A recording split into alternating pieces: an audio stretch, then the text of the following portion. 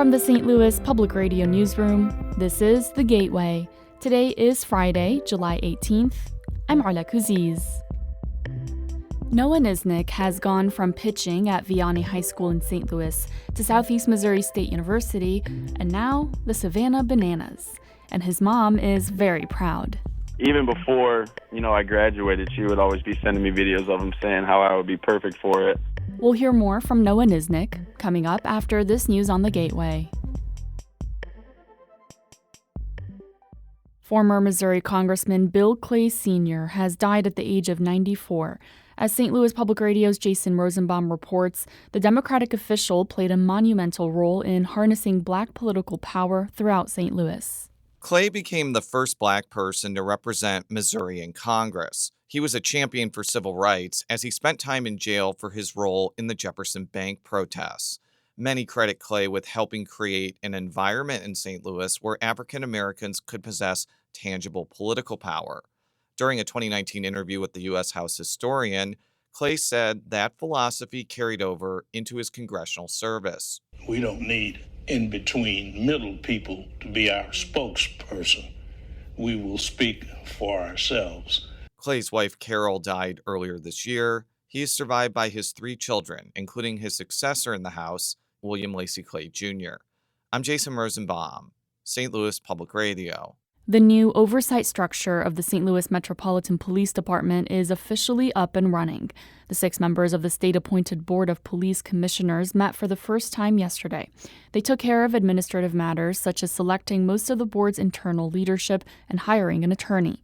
The board delayed picking a treasurer until there is more information about that role's responsibilities. Its attorney, Chris Graville, says there may be other hiccups going forward. Because of the way state control was done, there are going to be some things we're going to have to back into. Members of the board also approved a new $6 million 3-year deal with a Georgia-based company for body cameras. The St. Louis County Health Department has confirmed the summer's first mosquitoes testing positive for West Nile virus. The mosquitoes were collected from both North and West County. In 2023, the percentage of mosquitoes testing positive for the virus skyrocketed to 23%, up from just 2.6% the year prior. Last year, it was nearly 22%.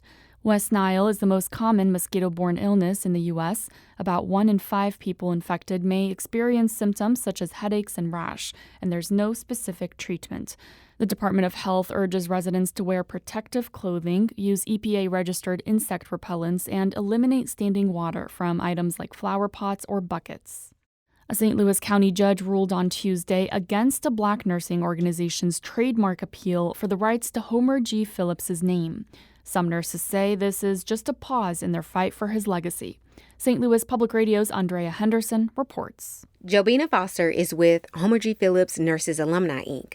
When she heard the news about the recent appeal loss, she started thinking of the next move. It's so important that we continue to fight and maintain our legacy. She says the civil rights leader's legacy is providing health care to underserved communities in North St. Louis.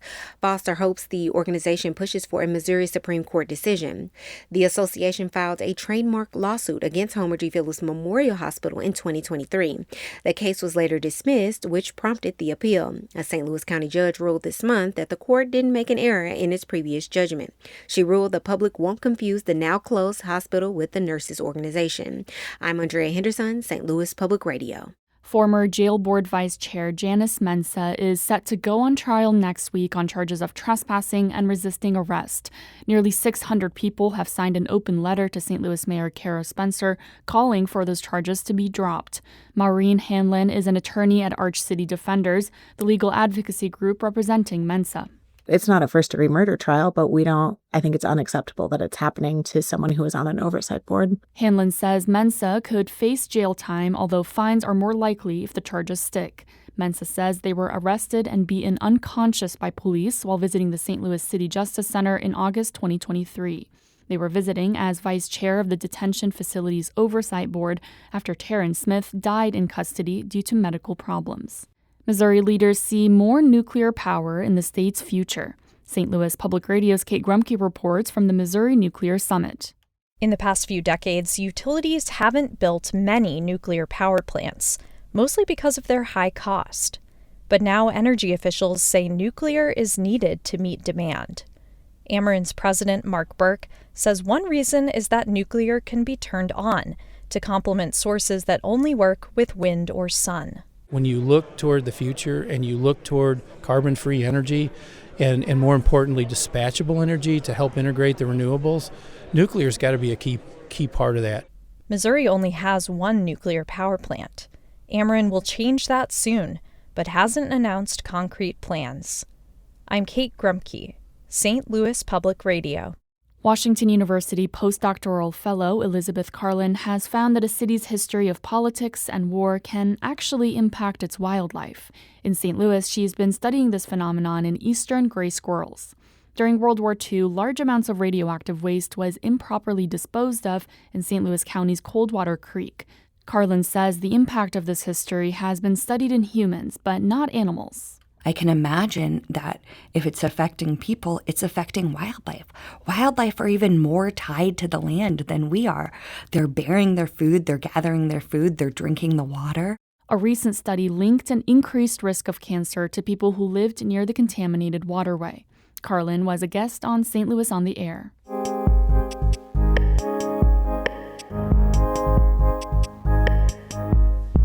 The Savannah Bananas are bringing their unique blend of baseball and entertainment to Busch Stadium tonight and tomorrow night. Bananas pitcher Noah Niznick grew up in St. Louis and pitched collegiately at Southeastern Missouri State University.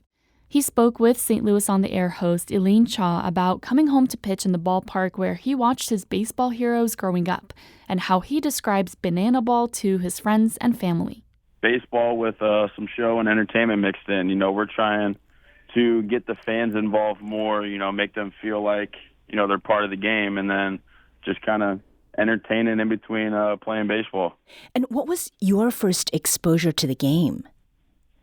Just seeing them, on social media, on TikTok, Instagram, all that good stuff. And then having a couple of teammates that played for them when they were a collegiate summer ball league back in college. What was it that appealed to you, Noah, about banana ball? I think that mainly just, the fast pace and just having fun and getting the fans involved. You're still playing the game. You're just entertaining. After you graduated from Southeast Missouri State, or SEMO, you were hoping to get drafted by a Major League Baseball team. And I understand that it was after that draft window closed that the Savannah Bananas reached out to you with an invitation to try out for its team. What were your first thoughts? At first I thought it was fake, just because, it was on Instagram messages. But then I saw another person from the organization followed me as well.